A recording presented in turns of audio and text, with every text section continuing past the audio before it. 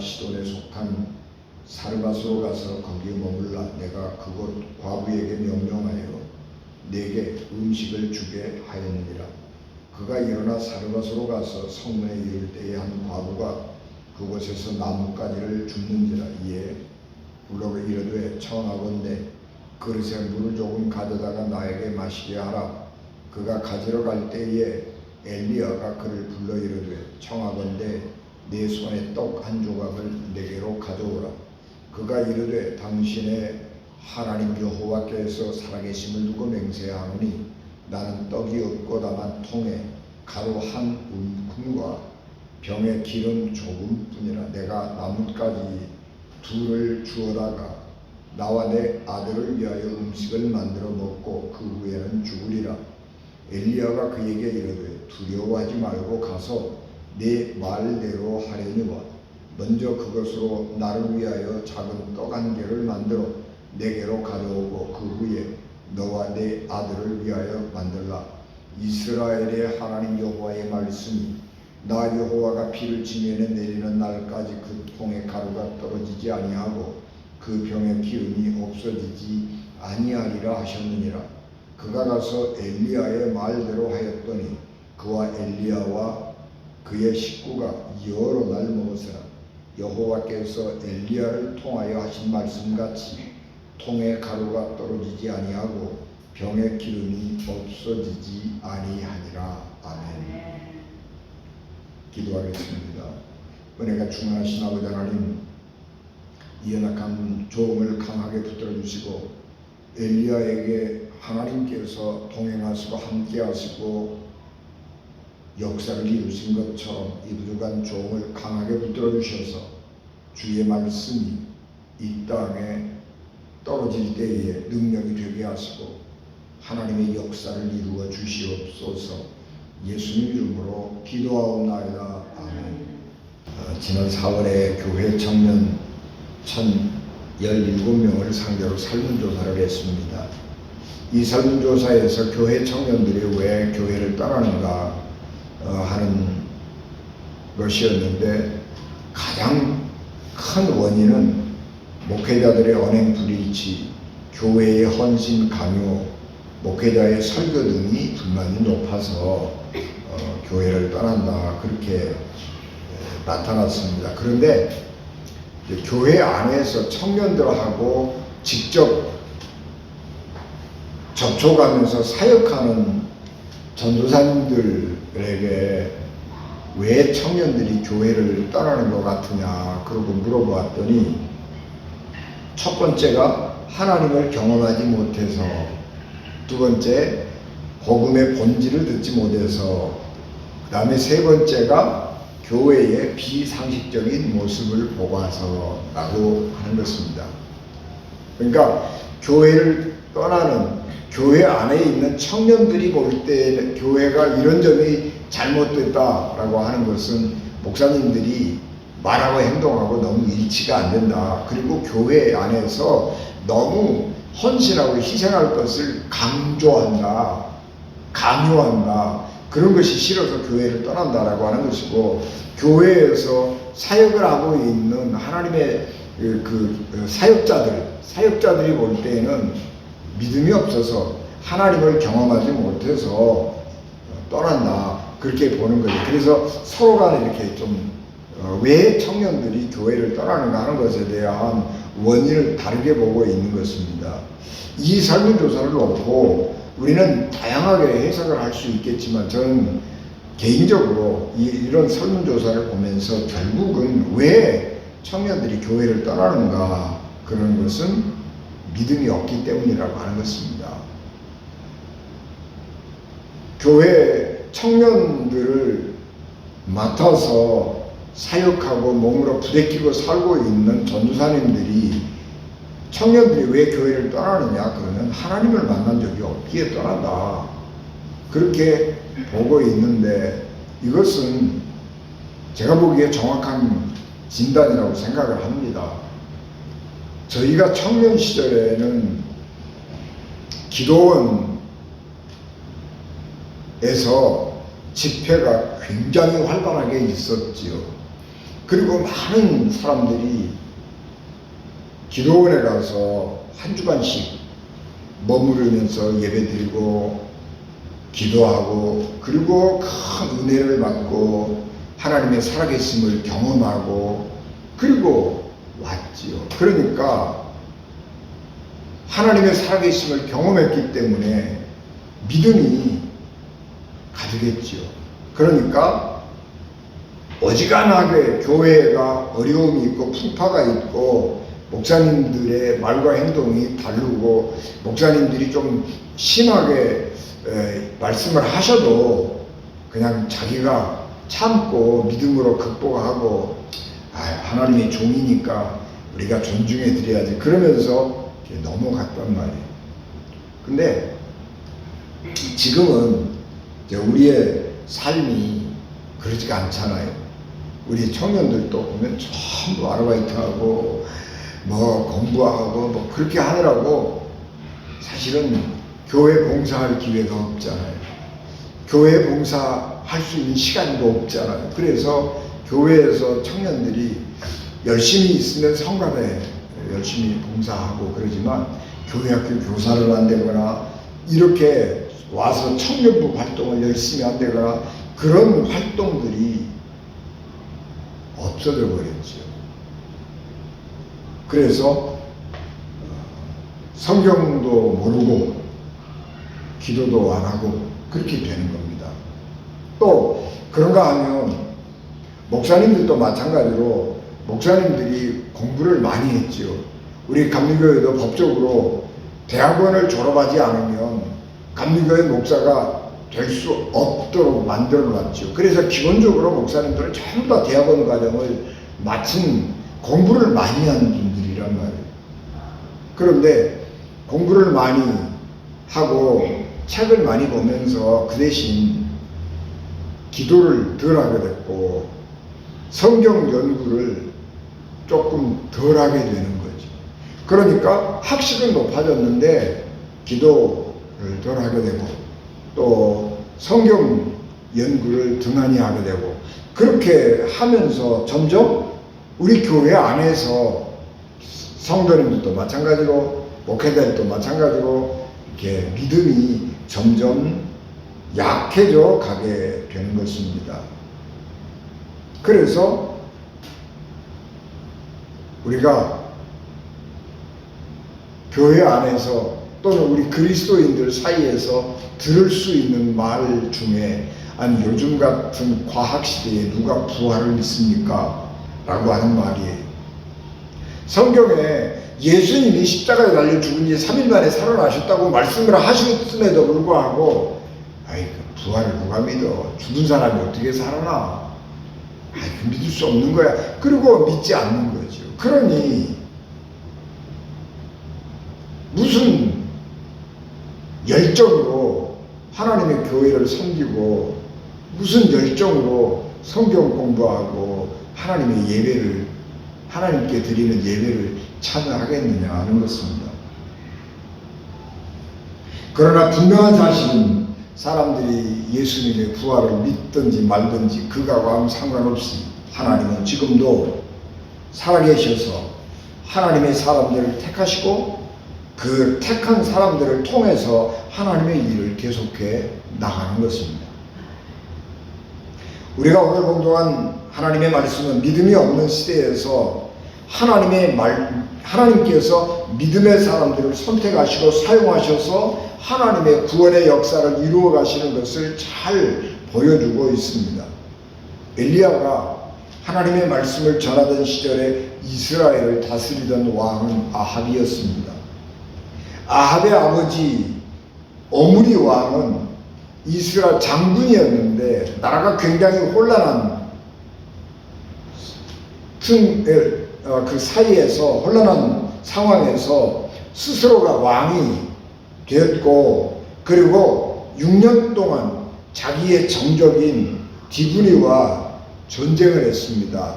그래서 이스라엘이 나라가 두 쪽이 돼서 오므리도 왕이라고 그러고 디브니도 왕이라고 그래서 두 사람이 서로 6년 동안 전쟁을 했는데 결론은 오므리가 디브니를 이겼습니다. 그래서 나라를 하나로 통합을 하고 6년 동안 왕으로 재위했습니다. 그래서 이 오므리는 12년 동안 이스라엘을 통치하는 왕이었습니다.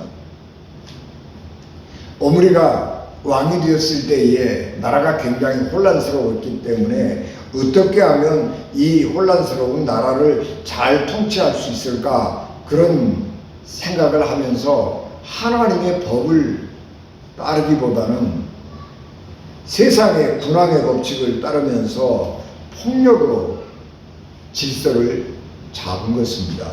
그리고 오므리의 뒤를 이은 아합 왕도 시돈의 공주인 이세벨과 결혼을 하고 이 나라를 어떻게 잘 통치할까 그렇게 생각을 하다가 나라를 새롭게 세워야 되겠다라고 하는 생각, 아버지가 쿠데타로 정권을 잡고 왕이 되었기 때문에 이 나라를 새롭게 해야 되겠다라고 하는 생각을 가지고 자기의 왕비 부인인 이세벨이 믿고 있던 시돈 땅의 신 바알을 이스라엘의 종교로 세우는 정책을 시행을 하는 것입니다.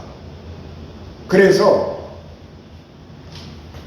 아합 왕이 통치하는 동안에 나라는 많이 안정이 됐고 경제적으로 성장을 했습니다. 그런데 하나님의 나라였던 이스라엘은 왕이 강제적으로 바알을 숭배하도록 했기 때문에 하나님의 나라에서 바알의 나라로 바꾸어져 가고 있는 것입니다. 나라가 그래서 이 아합 왕이 통치를 하고 있고 아합 왕에 대해서 아무도 반기를 들지 않았습니다. 그래서 이스라엘 나라가 하나님의 나라에서 바알의 나라로 지금 잘 바꾸어져 가고 아합 왕의 통치는 굉장히 든든하게 그 기반을 잡아가고 있는데 어느 날 갑자기 엘리야 선지자가 나타나가지고 아합 왕에게 도전하는 것입니다. 당신이 정치를 그렇게 하는 것은 하나님의 말씀을 섬기지 아니하고 하나님의 말씀을 따르지 아니하고 세상 법도를 따라가는 것은 잘못된 것입니다. 그렇게 도전하는 것입니다. 우리가 봉독한 말씀은 열왕기상 17장인데 열왕기상 16장에는 오므리가 이스라엘의 왕이 된 과정, 그리고 아합 왕이 아버지의 뒤를 이어서 이스라엘의 왕이 된 후에 어떻게 바알 숭배 정책을 펴나갔는가 하는 것을 잘 기록하고 있습니다. 여러분, 우리가 인간적으로 보면 아합 왕의 정책을 믿을 수가 있죠. 이해할 수가 있죠. 나라를, 자기가 혼란스러운 나라를 쿠데타를 통해서 정권을 잡고 나라를 새롭게 세워가기 위해서 정책을 펼 때에 선대의 정책하고는 전혀 다른 정책을 편다라고 하는 것은 이해가 가지고, 고려를 멸망시키고 조선을 창건한 이성계가 고려시대 때 믿었던 종교 불교를 버리고 새로운 이념을 도입하면서 통치 철학으로 유교를 도입한 것을 생각해 보면 아합 왕의 이 바알 숭배 정책을 이해할 수가 있는 것입니다. 그러나 원래 이스라엘은 하나님의 나라였기 때문에 하나님께서 그것이 옳지 않다고 믿는 것입니다. 그래서 아합의 통치 행위들을 쭉 잘 기록을 해오다가 열왕기상 16장 마지막에 오면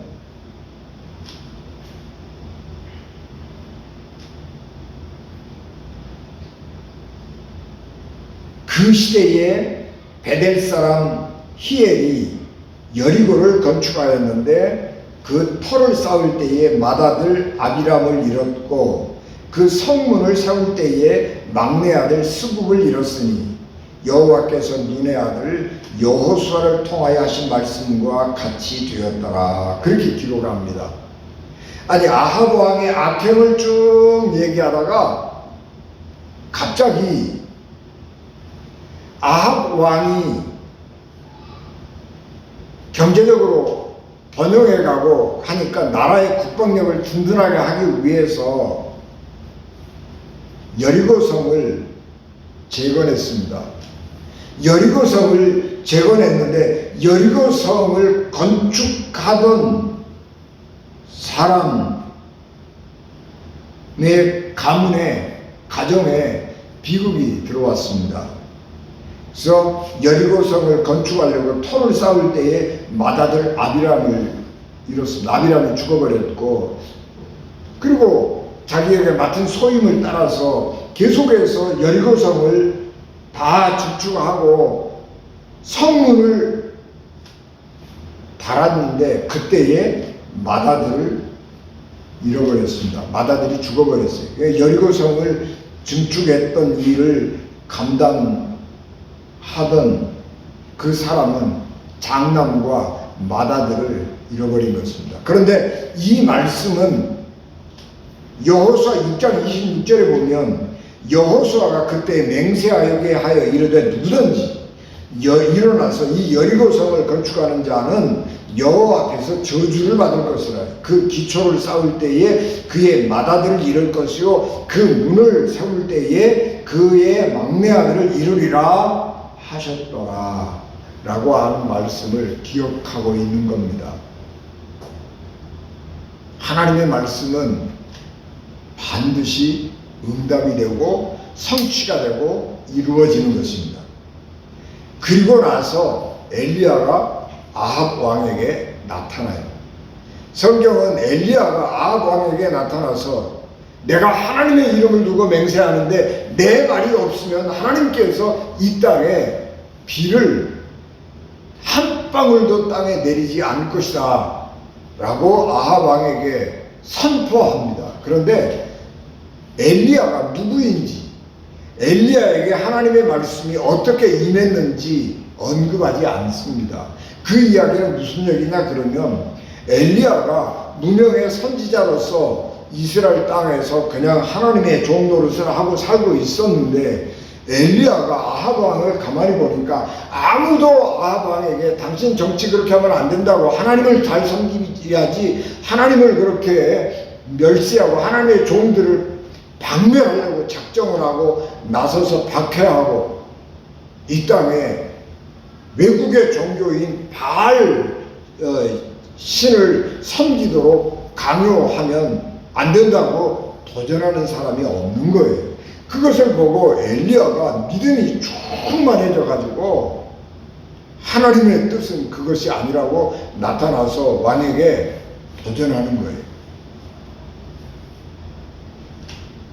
아합 왕 앞에 철권을 휘두르던 이 아합 왕에게 이름 없는 무명의 선지자 엘리야가 나타나서 강력하게 도전을 한다라고 하는 것은 목숨을 내놓는 일인 것입니다.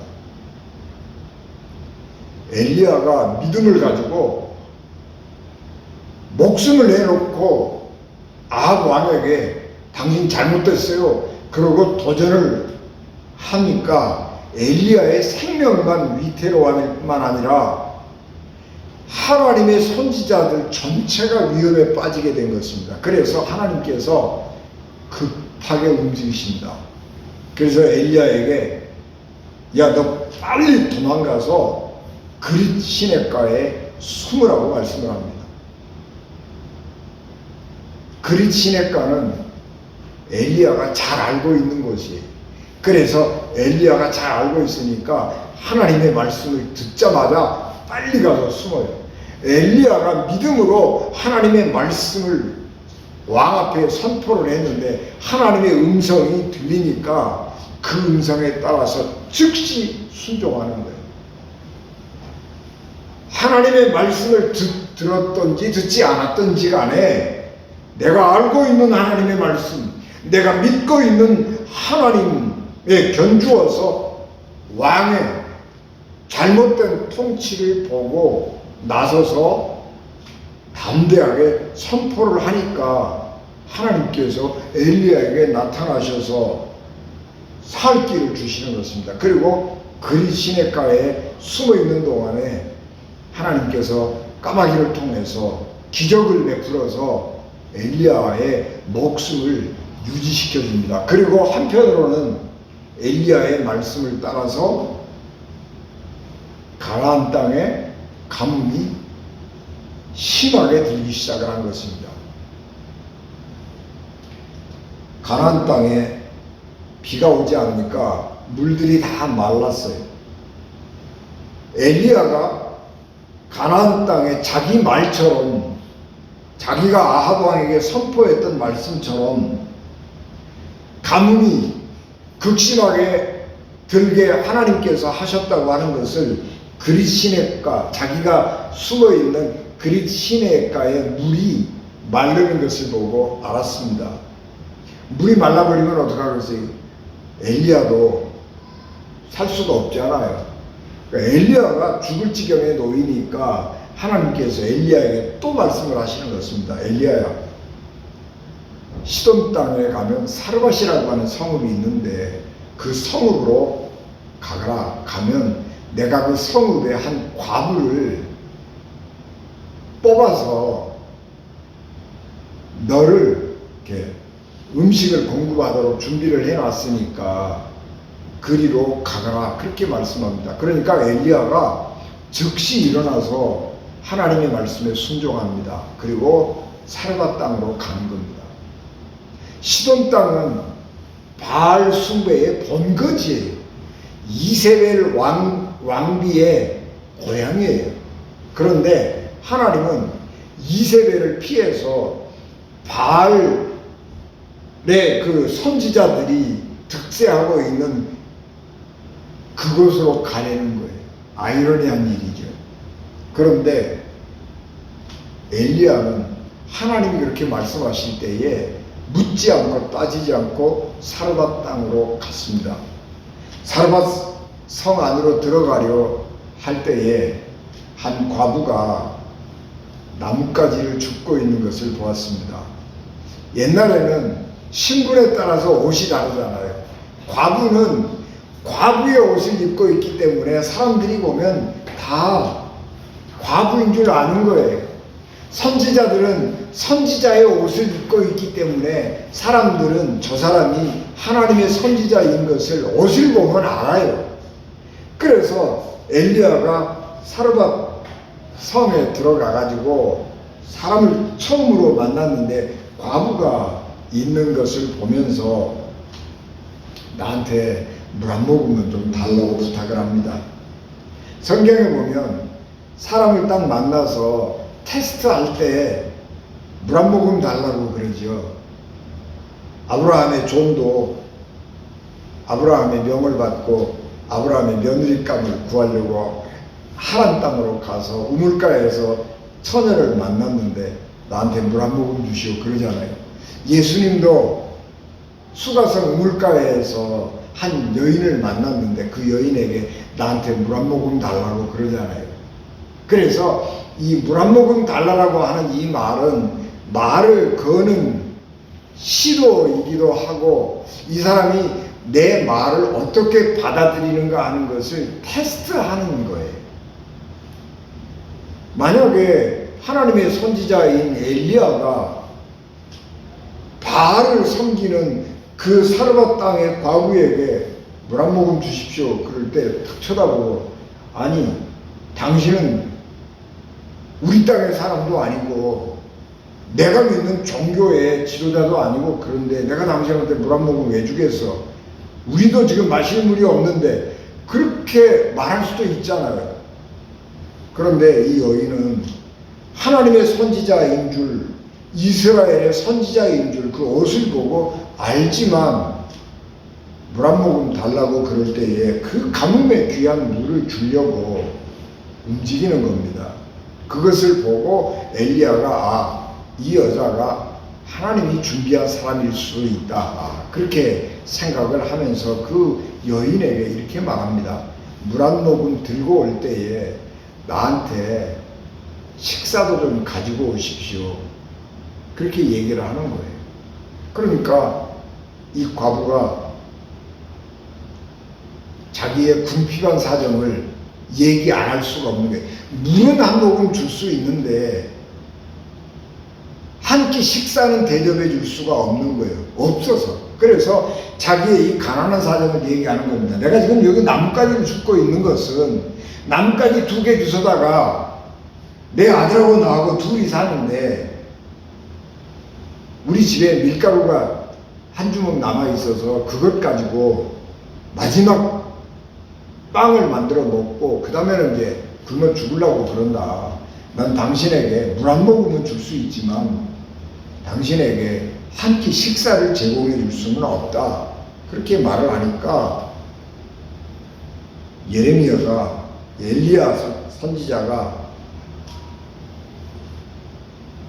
내 말대로 하면 내가 믿는 하나님이 이 가뭄이 끝날 때까지 당신의 먹을 것을 책임질 것입니다.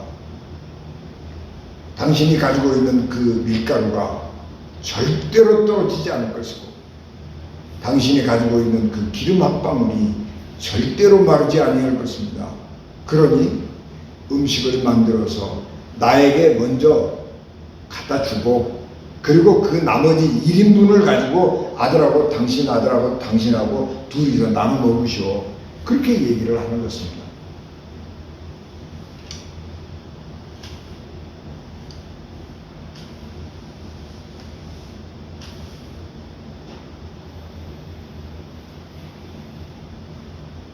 이게 엘리야 선지자가 사르밧 과부에게 한 말은 하나님의 말씀을 그대로 전한 것은 아니지요. 하나님, 내가 사르밧의 한 과부를 택해서 너에게 먹을 것을 공급하게 하겠다, 그렇게 말씀을 했지만 구체적으로 말하지 않았잖아요. 구체적으로 너희 그 밀가루 통에 가루가 마르지 않을 것이고 기름병에 기름이 마르지 아니할 것이라고 말하지 않았지만 엘리야가 하나님의 말씀에 순종해서 가서 하나님이 예비한 사람이라고 하는 확신이 들 때에 하나님께서 그렇게 기적을 베푸실 것이라고 말씀을 할 때에 이 여인은 즉시 순종했습니다. 그래서 자기가 마지막 먹으려고 준비해 놓은 그 식재료를 가지고 빵을 만들어서 엘리야에게 갖다 주고 자기는 굶는 거죠. 그런데 놀랍게도 엘리야의 말처럼 그 기름이 그리고 그 가루가 계속 생겨나는 겁니다.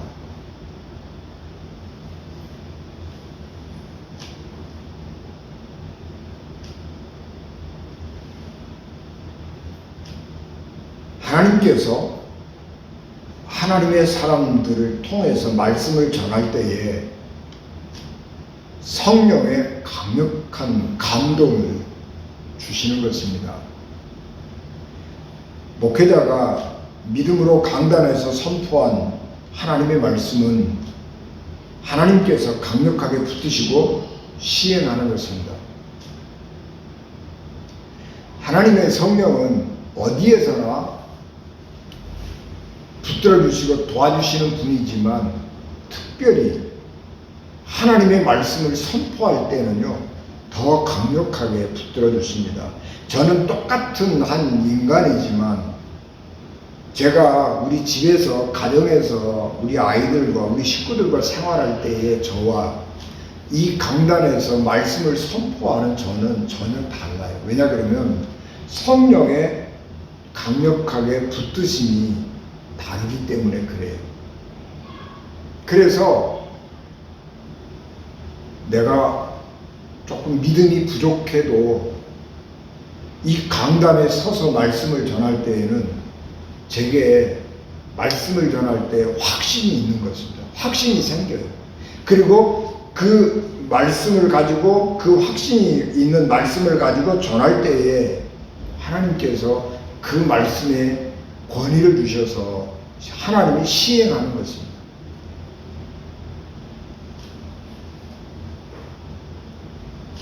하나님의 사람들이 강단에서 하나님의 정의를 선포했는데 그 말씀이 실행이 안 된다. 그러면 어떻게 되겠어요? 하나님의 영광도 없고 하나님의 말씀도 권위도 없고 하나님의 말씀을 선포하는 주의 종의 권위도 땅에 떨어져 버리고, 그러면 어떻게 되겠어요? 교회가 망해버리죠. 교회가 없어져 버리죠. 한국의 교회, 여러분 우리가 50년 전에 신앙생활 할 때에 그때 한번 생각해 보시라고요. 목사님들이 부흥회하면서 얼마나 많은 기적들이 일어났는지 생각해 보시라고. 그래서 교회가 불같이 부흥했던 것입니다. 그냥 교회가 부흥한 거 아니에요. 하나님의 말씀을 전할 때 거기에 뭔가가 있으니까 사람들이 믿고 교회로 몰려온 것이지, 뻥치고 거짓말했는데 사람들이 모여오겠어요? 아니에요.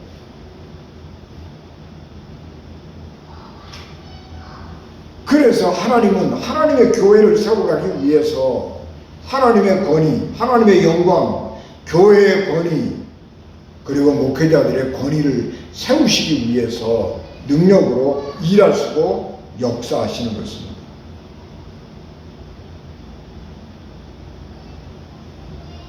그래서 엘리야가 믿음으로 하나님의 말씀을 선포할 때에 하나님께서 그 엘리야의 말을 시행하는 것이에요. 엘리야가 능력이 있어서가 아니고, 엘리야가 하나님 앞에 소중한 사람이어서가 아니고, 엘리야가 믿음으로 선포할 때에 하나님을 위해서, 하나님 나라를 위해서 하나님께서 엘리야의 말을 실행하는 것입니다.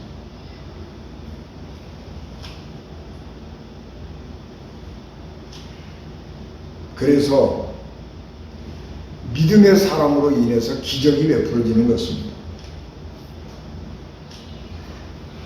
하나님께서 엘리야를 통해서 아합 왕에게 내가 하나님의 이름을 두고 맹세하는데 내 말이 없으면 이 땅에 비가 한 방울도 안 올 것이라고 아합 왕에게 말했는데, 아합 왕은 엘리야의 말을 믿지 않았습니다. 그리고 바알을 통해서, 바알의 능력을 통해서 이 엘리야의 말을 무시해버리려고 노력했습니다.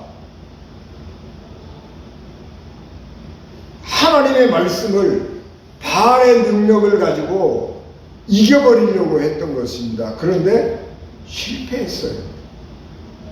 아무리 아합 왕이 샘을 파고 물길을 내고 그래서 가뭄을 극복하려고 노력을 했지만 가뭄이 바알의 힘 가지고, 아합 왕의 힘 가지고 극복이 안 되는 것입니다. 그래서 그 이스라엘 땅 안에 극심한 가뭄이 되는 거예요. 그리고 그 극심한 가뭄은, 하나님의 권능은 이스라엘 땅을 넘어서서 바알 숭배의 근거지인 시돈 땅, 사르마 땅까지 가뭄이 극심하게 계속되는 것입니다. 그런데 그 극심한 가뭄이 계속되고 있는 사르마 땅에 하나님의 사람 엘리야가 왔습니다. 그리고 그 하나님의 사람 엘리야가 사르밧 과부에게 당신의 그 마지막 빵을 나한테 가져오시오. 그러면 하나님께서 기적을 베푸시고 당신을 축복하셔서 이 가뭄 동안에 당신의 생명을 보존해 줄 것입니다. 그렇게 말씀할 때에 이 미천한 과부는 그 말을 믿었어요. 그래서 3년 6개월 동안 지속되는 그 가뭄을 아무 근심 걱정 없이 지나가는 것입니다. 아합 왕과 이 사르밧 과부는 그렇게 하나님의 말씀에 대한 믿음을 달리 가졌기 때문에 그의 삶 자체가 달라지는 것이에요. 그래서 아합 왕은 멸종을 당하는 것이고 사르밧 과부는 고난 중에도 하나님의 은혜와 축복 가운데 살아가는 것이에요. 하나님께서 보시기에 그럼에도 불구하고 이 사르밧 과부의 믿음과 엘리야의 믿음이 부족했던가 봐요. 그래서 그 가뭄 기간 동안에 엘리야가 그 사르밧 과부의 집에 살고 있는 동안에 사르밧 과부의 아들이 병에 걸려서 죽어버렸습니다. 그러니까 이 사르밧 과부가 그렇잖아도 늘 저 하나님의 선지자하고 살면서 마음에 좀 찝찝한 내가 이렇게 살면 안 되는데 뭐 그런 좀 죄책감을 좀 가지고 있었던가 봐요. 근데 아들이 덜렁 죽어버리니까 자기의 죄가 더 많이 생각나는 거예요. 그래서 그 장례를 지내지 않고 이스라엘 그 중동 그쪽에는 날씨가 더우니까요 죽으면 3일장 이런 거 안 지내고 바로 장례 지내버리는 거예요. 그런데 그 죽은 아들을 장례를 지내지 않고 선지자에게 엘리야에게 가서 따지는 거예요. 당신 말이야 우리하고 함께 살면서 내 죄악을 자꾸 생각나게 하더니 내 죄 때문에 내 아들이 죽었지 않느냐고 엘리야에게 항의하는 것입니다. 그러니까 엘리야가 믿음이 없잖아요. 엘리야도 믿음이 없어요. 죽은 사람을 살린다고 하는 믿음이 없어요. 그런 경험이 없잖아요. 그러니까 그 항의를 들으니까 엘리야도 어쩔 수가 없어서 하나님 이 아들이 죽었다고 지금 저 과부가 그러는데 난 어떻게 해요? 그리고 이 아들을 살려달라고 기도하고 엘리야가 뭐라도 해봐야 되겠다는 생각에 자기의 따뜻한 체온이라도 좀 이렇게 이 죽은 아이에게 좀 전해주고 싶어서 아이의 몸에 올라가서 손은 손대로 이렇게 딱 이렇게 하는 거예요. 그게 뭔지 우리가 몰라요. 그런데 단지 우리가 짐작할 수 있는 것은 온기라도 좀 이렇게 따뜻하게 해주려고 전해주려고 그런 게 아닌가 그런 생각을 할 수밖에 없는 거예요. 그런데 놀랍게도 엘리야가 기도하고 그 이상한 짓을 했더니요 그 아들이 살아난 거예요. 그러니까 엘리야도 놀래고 그 사렙과 과부도 놀라는 거예요. 그래서 믿음이 더 많이 생기는 거예요. 그래서 믿음이 충만해진 엘리야가 이제는 다시 아합 왕을 찾아가는 거예요. 아합 왕을 찾아가가지고 당신 정말 이렇게 하나님의 말씀도 거역하고 하나님의 선지자를 죽이려고 작정을 하고 이렇게 하는 것은 하나님 앞에 잘못된 것이다 라고 하면서 나하고 누가 하나님의 진짜 종인지 대결하자 그렇게 제안을 하는 거예요. 아무나 할 수 있는 일이 아니잖아요. 그런 제안 누구나 할 수 있는 거 아니에요. 그러니까 믿음 안에서 모든 것들을 확신 가지고 엘리야는 행하는 것입니다. 그래서 그런 기적들을 경험하면서 하나님의 살아 역사하심을 경험하면서 담대하게 아합 왕 앞에 나가게 되는 것입니다.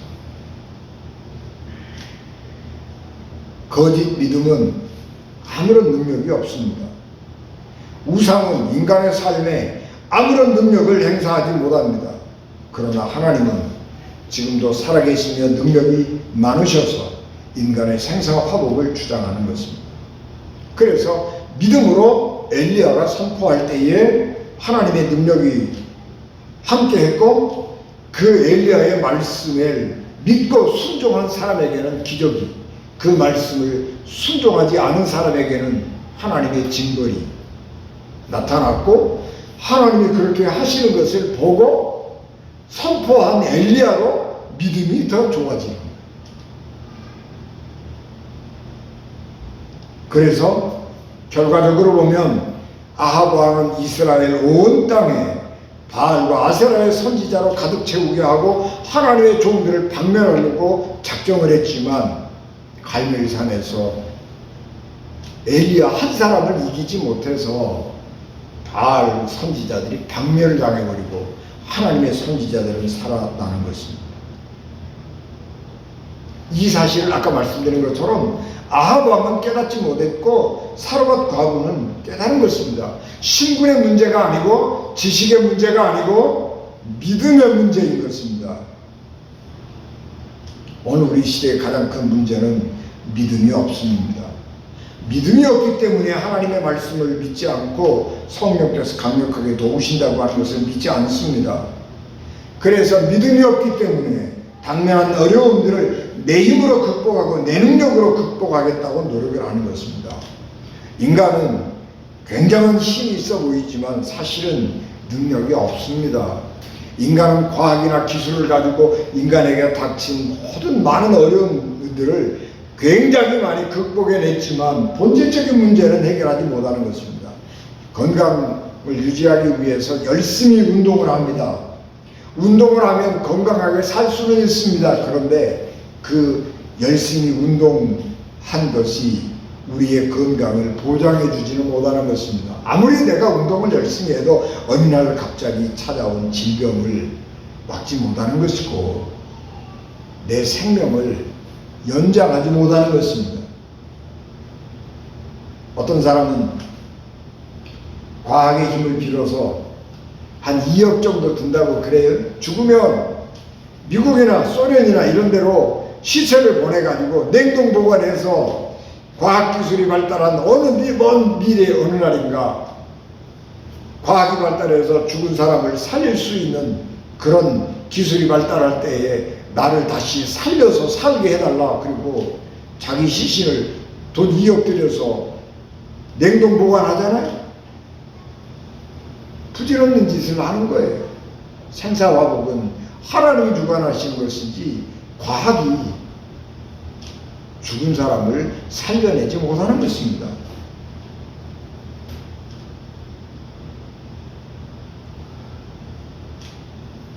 믿음이 우리를 살리는 것입니다. 우리가 믿음이 왜 필요하다 그러면 여러분 우리의 삶에 시련이 있고 우리의 삶에 역경이 있어도 우리는 하나님의 백성으로서 살아가야 되는 거예요. 아니 내가 병 걸렸다고 아이 난 이제 병 걸려서 죽었네. 그리고 우리가 포기하고 송장처럼 살 수는 없는 거 아니겠어요? 비록 내가 병석에 안 누워있지만 내가 이 병석에서 언젠가는 다시 건강을 회복해야 할 뿐만 아니라 내가 병석에 누워있지만 하나님의 백성답게 정결하게 인간답게 존엄성 있게 살아가다가 죽어야지요. 그리고 내가 비록 병에 걸려 죽지만 나는 하나님의 사람으로 하나님의 나라에 가야 되잖아요. 그래서 병이 걸렸지만 하나님의 백성답게 살아야 되는 것이고 천국 백성으로 살아가야 되는 거예요. 그렇기 때문에 병이 걸렸어도 고난이 있어도 환난이 있어도 믿음을 가지고 살아야 하는 것입니다. 환난 중에서는 믿음이 없어지고 건강하고 평안할 때는 믿음을 갖고 그런 게 아니에요. 오히려 반대로 평안할 때는 믿음 없어도 괜찮아요. 잘 살아요. 건강할 때는 믿음 없어도 괜찮아요. 그러나 어려울 때, 환난 당할 때, 시험 당할 때, 곤경 중에 있을 때 그럴 때에는 믿음이 더 필요한 거예요. 하나님의 도우심이 그때 필요하기 때문에 그런 거예요. 그래서 우리가 믿음을 가져야 하는 것이고 이 믿음 없는 시대에서 믿음을 가져야 하는 것입니다. 그래서 믿음은 믿음을 낳는 것입니다. 믿음은 감사를 낳는 것입니다. 그리고 믿음과 감사는 하나님의 기적을 낳는 것입니다. 우리는 작년과 금년 아주 특수한 상황에서 어려움을 겪고 힘겨운 고난의 삶을 살아왔지만 그럼에도 불구하고 우리의 모든 것은 하나님의 계획과 섭리 가운데 있습니다. 그런 것을 기억하면서 큰 믿음으로 하나님께 감사하고 영광 돌리는 우리 은진 가족 되시길 주 예수 그리스도의 이름으로 축복합니다. 기도하겠습니다. 은혜가 충만하신 아버지 하나님, 은혜를 감사합니다. 연약한 저희들입니다. 큰 믿음으로 사렙다 과부처럼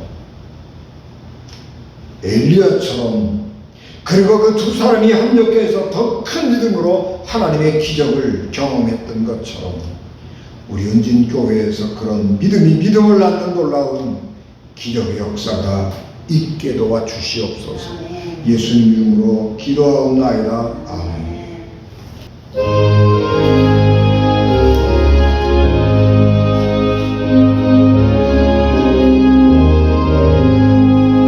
나의 생명 되신 주님 앞에 나갑니다. 주의 은혜 보혈로 정케하사 안아주소서. 날마다 주를 찬송하겠네. 주의 사랑 주소서. 나를 굳게 잡아내소서. 아멘. 지금은 교회의 머리가 되시며 길이요 진리요 생명이 되셔서 우리를 하나님 나라로 인도하신 예수 그리스도의 은혜와 죄인들을 구원하시려고 자기 아들을 십자가에 버리신 하나님 아버지의 극진하신 사랑하심과 성령님의 감동, 감화, 역사, 위로, 교통, 내게 주관하심이 예배를 마치고 돌아가는 사랑하는 성도들 심령과 가정과 기업에 지금부터 영원히 함께 하시기를 간절히 축원하옵나이다. 아멘.